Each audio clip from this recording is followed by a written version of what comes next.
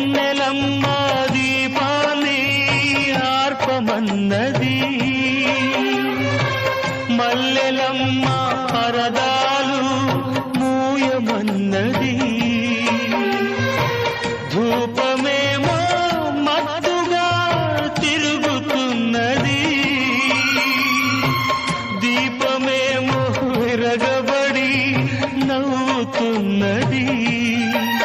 నీరాక కొరకు తలుపు, నీ పిలుపు కొరకు పానుపు, పిలిచి పిలిచి వేచి వేచి ఎదురు చూస్తున్నది.